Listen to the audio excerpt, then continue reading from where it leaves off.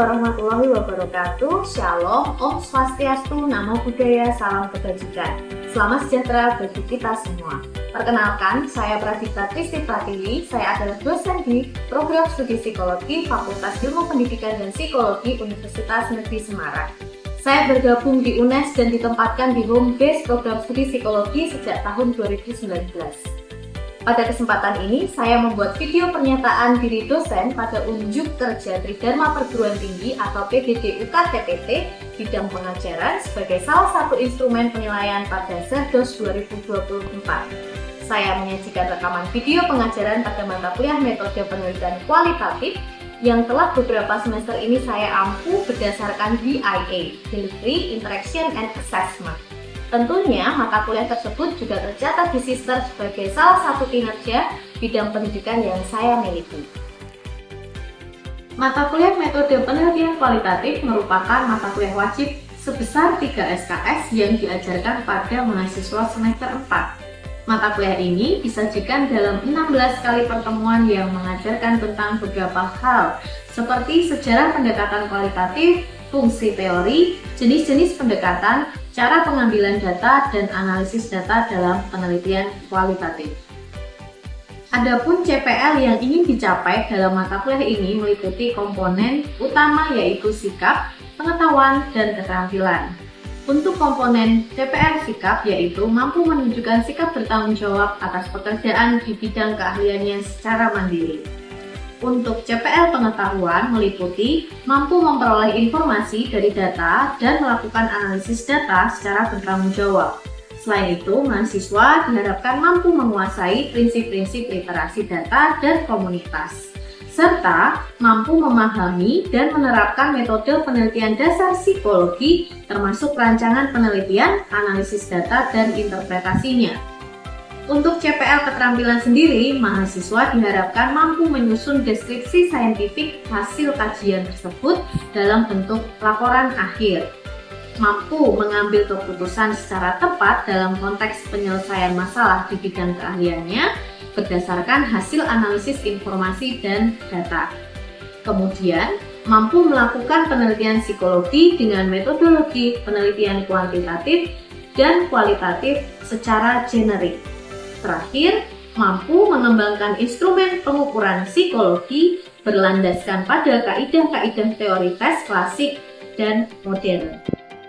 Beberapa CPL ini kemudian dikemas dalam 4 CPMK yang lebih spesifik, yaitu untuk CPMK 1, memahami sejarah penelitian kualitatif, fungsi teori, dan jenis-jenis pendekatan dalam penelitian kualitatif.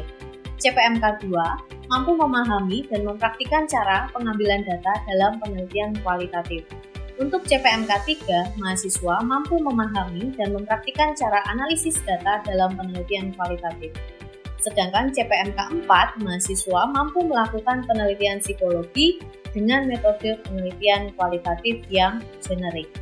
Kemudian, untuk beberapa referensi yang digunakan dalam mata kuliah ini yaitu yang pertama, pendekatan penelitian kualitatif oleh Kristi Purwandari, ada Case Study Research Design and Methods punya ULIN, kemudian ada metode penelitian kualitatif untuk ilmu psikologi oleh Haris Herdiansyah, dan tentunya satu referensi utama dari John Creswell yaitu Qualitative Inquiry and Research Design. Materi pembelajaran dan mode perkuliahan mata kuliah ini terdiri dari 7 pertemuan tatap muka di kelas dengan metode ceramah dan diskusi yang memuat 9 materi pembelajaran sebagai berikut. Pertama, perkenalan dan kontrak belajar. Kedua, pengantar penelitian kualitatif.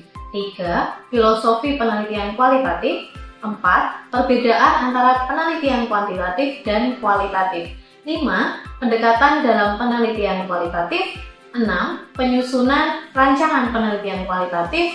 7. Metode pengumpulan data. Ke-8. Menyusun panduan wawancara dan observasi. Dan yang ke-9. Teknik interpretasi dalam penelitian kualitatif. Satu pertemuan beragendakan presentasi rancangan penelitian kelompok. 4 pertemuan lainnya berupa independent study yang berisi team-based project berupa pengambilan data dan analisis data penelitian kelompok. 3 pertemuan berisi tentang tanya jawab dari penelitian yang dilakukan. 2 pertemuan terakhir berisi ujian tengah semester atau UTS dan juga ujian akhir atau UAS. Selanjutnya adalah komponen interaction. Dalam komponen interaksi ini, yang bisa saya jelaskan dalam mata kuliah ini adalah peran dosen, mahasiswa, dan narasumber. Dosen dan mahasiswa saling berinteraksi satu sama lain baik dalam kelas tatap muka dan juga tanya jawab selama berada di lapangan. Antara mahasiswa dan mahasiswa juga saling berinteraksi karena mereka harus saling berkomunikasi dan bekerja sama dalam melaksanakan penelitian kelompok mereka. Uniknya, dalam mata kuliah ini, mahasiswa diberikan juga kesempatan untuk bisa saling berinteraksi dengan para narasumber dalam penelitian mereka, sehingga dosen dan mahasiswa menjadi teamwork yang kompeten untuk bisa menyimpulkan penelitian yang sedang mereka lakukan. Berikutnya, saya jelaskan mengenai komponen assessment. Pada bagian ini, penilaian mahasiswa diperoleh dari 6 indikator utama. Yang pertama adalah aktivitas partisipasi sebesar 10% bobot penilaian yang diambil dari nilai keaktifan mahasiswa. Kemudian hasil proyek dengan bobot 40% diambil dari hasil team-based project mereka dalam pelaporan kelompok. Kemudian tugas dan kuis masing-masing berbobot 10% yang diambil dari evaluasi secara objektif yang bersifat individual. Kemudian untuk UTS dan UAS masing-masing 15% yaitu diambil dari penilaian revisi laporan yang sudah mereka buat. Berikutnya, saya akan menyajikan video pembelajaran tatap muka di kelas pada salah satu pertemuan mata kuliah metode penelitian kualitatif. Oke, selamat pagi semuanya. Pagi. Oke, selamat datang kembali di kelas metode penelitian kualitatif. Ya, minggu ini kita memasuki minggu keempat. Ya, minggu keempat kita akan membicarakan mengenai pendekatan penelitian kualitatif. Nah, minggu lalu kita sudah berbicara tentang perbedaan kuantitatif dan juga kualitatif.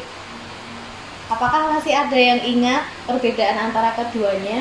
Boleh angkat tangan? Oke.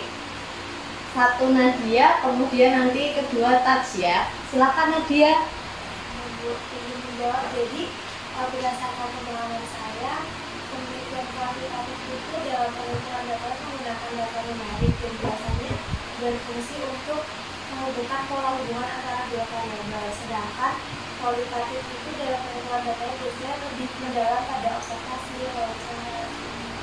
Oke, jadi Nadia memberikan penekanan pada kalau kuantitatif itu lebih melibatkan data numerik. Sedangkan untuk kualitatif menggunakan metode pengumpulan data, apa tadi Nadia? Observasi dan juga wawancara. Kita dengarkan bersama-sama bagaimana pendapat Tats. Silakan Tats.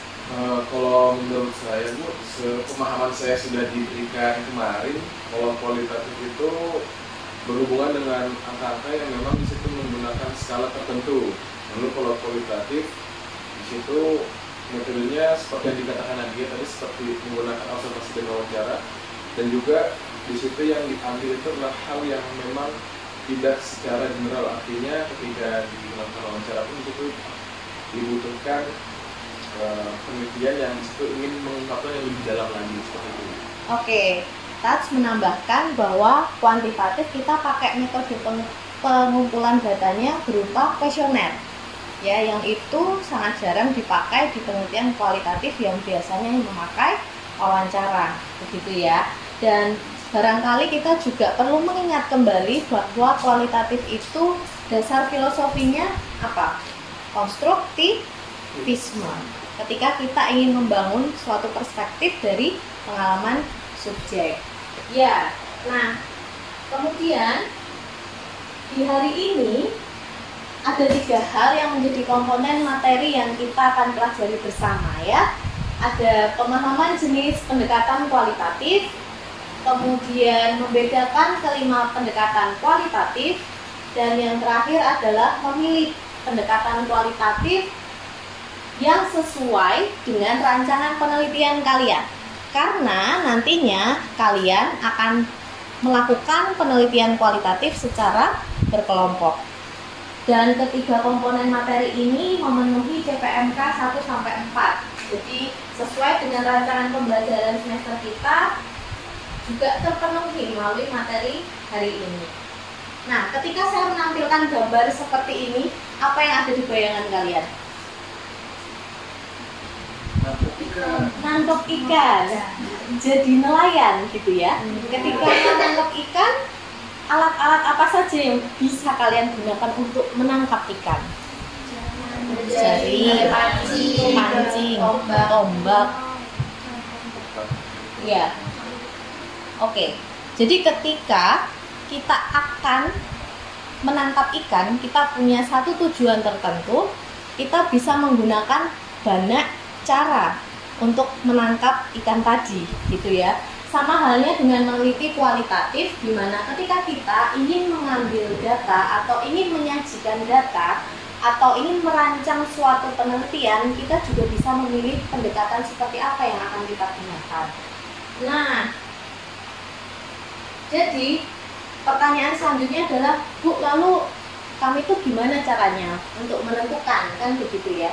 Sebenarnya ada yang berpendapat bahwa kita itu bisa memilih sesuai dengan minat dari kita sendiri sebagai peneliti.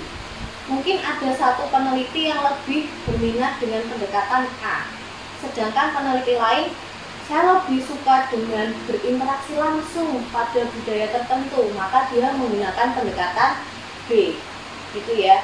Dan sebenarnya pilihan pendekatan itu tergantung fokusnya juga sih, mau fokusnya itu kepada individunya atau satu situasi sosial tertentu atau pada budaya tertentu yang ingin kita pelajari melalui penelitian kualitatif, yang tentunya kesemuanya itu punya prosedur masing-masing gitu ya.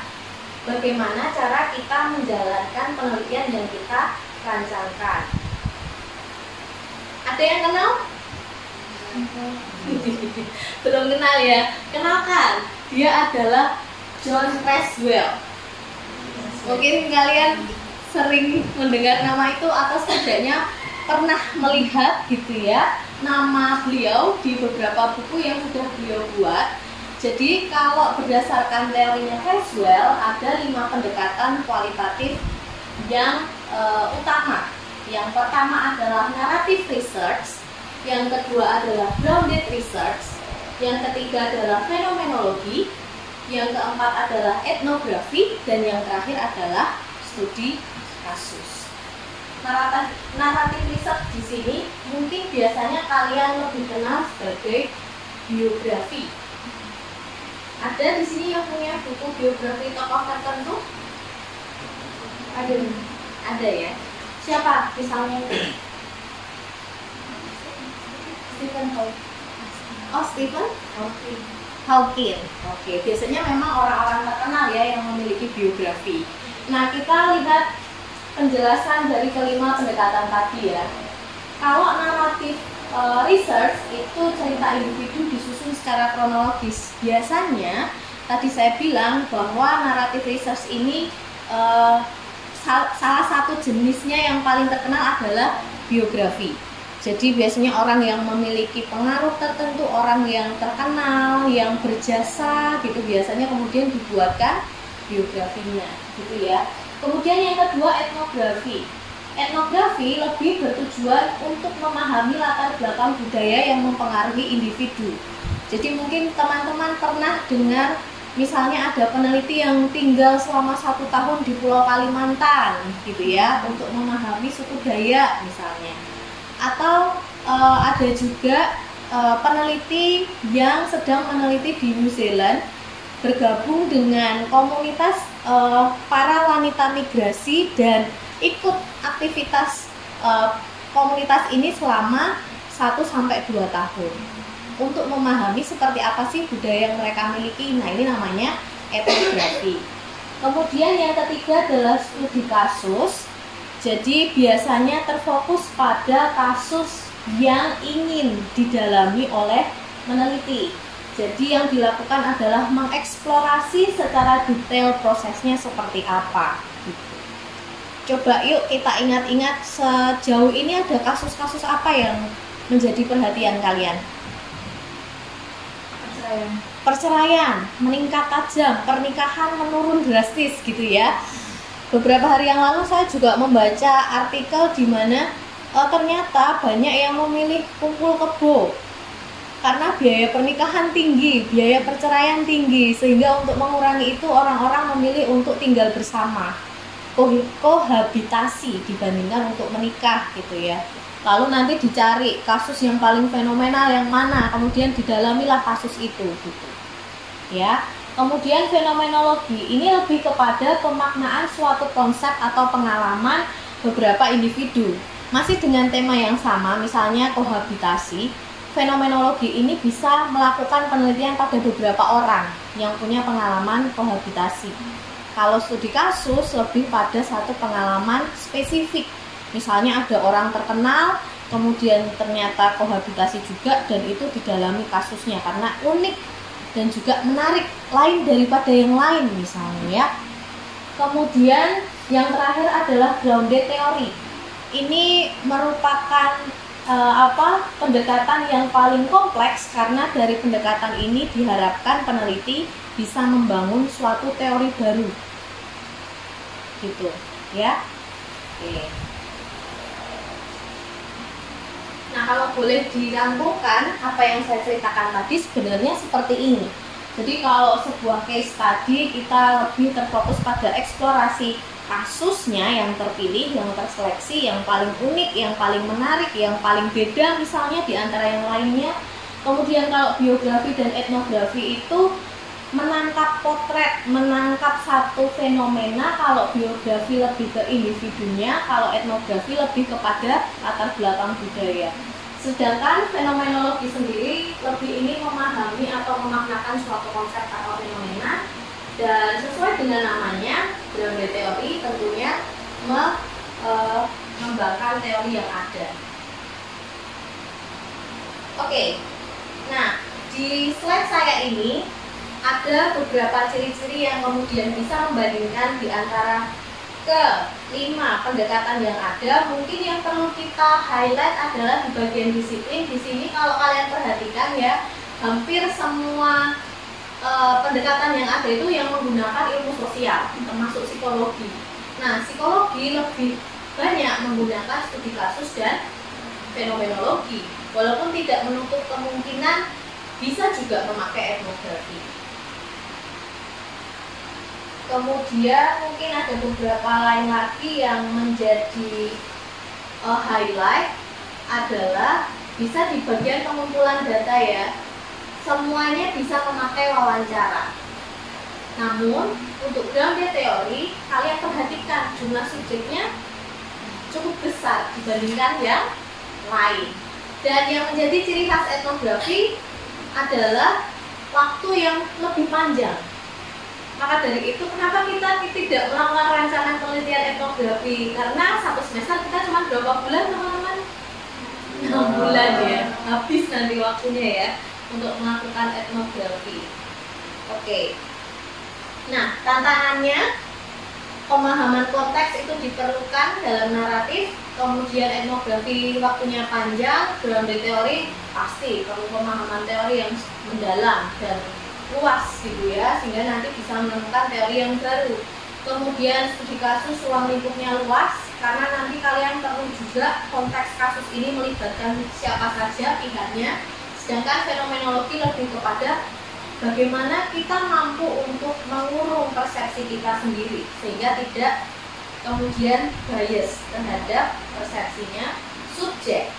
Nah, untuk kali ini kita akan mendalami tentang fenomenologi dan studi kasus. Kita akan bedakan antara keduanya, di mana tadi saya sudah menyebutkan fenomenologi lebih kepada pemaknaan pengalaman individu yang punya pengalaman serupa, katakanlah mahasiswa. Terus ini ada isu apa? Kenaikan UKT. Terus kita kumpulin beberapa mahasiswa yang kemudian calon mahasiswa ya yang kemudian mengundurkan diri misalnya nggak jadi kuliah. Nah itu kita bisa fenomenologi di situ. Kemudian studi kasus lebih kepada satu kasus yang unik ya. Atau misalnya kalau kasusnya UKT tadi, udah tahu UKT-nya naik, dia dari keluarga yang nggak mampu, tapi dia tetap kekeh tangguh gimana caranya nyari uang dan dia tetap mau kuliah misalnya. Unik dibandingkan yang lain gitu. Nah, fenomenologi ini yang perlu kita tekankan adalah sebenarnya pendekatan ini punya tujuan untuk mereduksi makna individu yang tadinya sangat subjektif hanya dipunya satu orang, itu menjadi lebih universal. Ingat bahwa kualitatif memiliki konsep penjelasan induktif dari data-data yang detail menjadi data yang lebih umum. Dan hal yang kita deskripsikan melalui fenomenologi adalah apa yang mereka alami dan bagaimana mereka mengalaminya. Itu dua hal penting yang perlu kalian catat dengan baik ya.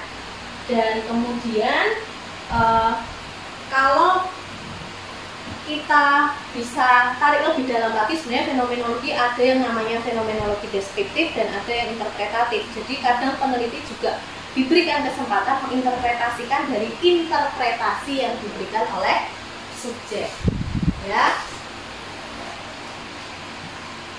Nah, ini proses analisa data yang mungkin dilakukan dari transkrip wawancara, dilakukan pemilihan tema, lalu dilakukan kategorisasi, kemudian clustering dari beberapa subjek, lalu diperoleh pemaknaan yang perlu kita cross check dengan beberapa jalur ini ya. Kemudian untuk studi kasus ini lebih kepada pendekatan tadi saya bilang eksplorasi ya, dan ini bisa dikatakan sebagai multi-site study atau within-site study. Jadi ketika kita meneliti sebuah kasus, katakanlah ini adalah kasusnya, kita itu bisa mencari, mengeksplorasi data dari kasus ini dari berbagai sudut pandang. Katakanlah ada satu kasus kriminal tertentu, siapa saja yang bisa kita tanyai? Subjeknya misalnya, terus polisi, keluarga, terus siapa lagi? Ahli hukum misalnya, penyidiknya kalau boleh ya kan, pengacaranya gitu ya. Jadi dari berbagai lingkup sudut pandang itu kita bisa menjelaskan suatu kasus tertentu. Nah, ini ada lebih spesifik lagi 3 jenis studi kasus. Itu ada instrumental case study, fokus pada isu dan memilih satu kasus saja. Ketika ada jenis multiple case study berarti lebih kepada ada beberapa isu yang menjelaskan satu isu tertentu, lebih dari satu kasus, maaf ya. Kemudian intrinsic case study itu fokus pada kasus tertentu. Ketika melihat ini bingung nggak? Ada yang sedikit, ada yang enggak, ada yang bingung karena belum pernah melakukannya begitu ya. Ya, ini jenis-jenis yang bisa kita dalami nanti. Barangkali ada di sini yang ingin merancangkan penelitian yang sifatnya studi kasus. Dan studi kasus ini tidak hanya pada satu kasus tertentu ya, bisa juga satu program yang ingin kita evaluasi. Gitu. Misalnya program peningkatan self-esteem pada orang yang pernah menjadi narapidana gitu. Kita rancang satu program tertentu, terus kita cari tahu gitu setelah mengikuti seperti apa sih persepsinya dia terhadap self esteem yang dimiliki, itu juga bisa. Ini analisa datanya, transkrip, coding hampir sama ya, kategorisasi kalau tadi kita bandingkan dengan fenomenologi sama bagian atas, hanya yang membedakan adalah bagian sini, analisis deret waktu. Karena studi kasus akan menganalisa berdasarkan kronologinya sebelum, saat, dan sesudah kejadian. Jadi harus ada titik waktu yang menjadi pedoman dalam analisanya nantinya ya. Oke, baik. Sebelum saya menjelaskan ini, mungkin ada yang bisa menyimpulkan apa yang sudah kita pelajari hari ini. Oke, silakan Erlin. Terima kasih Bu Dokter. Jadi untuk pertemuan hari ini, semester 4 kita belajar tentang untuk memahami jenis pendekatan kualitatif gitu ya Bu. Terus habis itu membedakan 5 pendekatan kualitatif, terus membahas lebih dalam terkait 2 di antara 5 itu, yaitu fenomenologi dan juga studi kasus. Oke, terima kasih untuk simpulannya. Jadi Elin tadi menyampaikan bahwa ada 5 pendekatan dan kita akan lebih mendalami pada fenomenologi dan juga studi kasus gitu ya. Oke, satu lagi.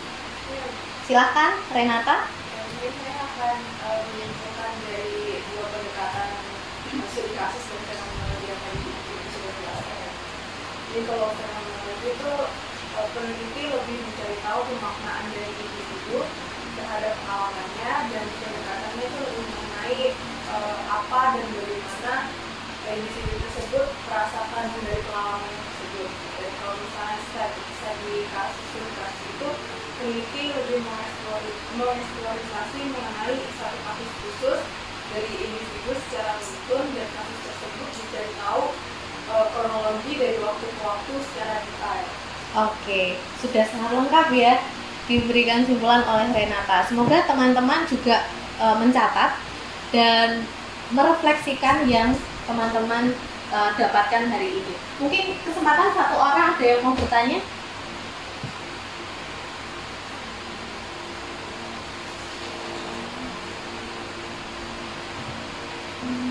Sudah cukup jelas? Oke, baiklah. Nah, terakhir untuk pertemuan selanjutnya minggu depan kita akan mempelajari bersama tentang metode pengumpulan data dalam penelitian kualitatif ya. Kita akan belajar gimana caranya wawancara, bagaimana caranya observasi, apa yang perlu kita lakukan dalam FGD, dan juga bagaimana cara menggunakan dokumen sebagai data sekunder dalam penelitian kualitatif. Oke, itu saja perkuliahan kita hari ini. Terima kasih banyak untuk kehadirannya. Jangan lupa presensi untuk divalidasi. Minggu depan kita akan bertemu lagi. Terima kasih semuanya. Terima kasih Ibu.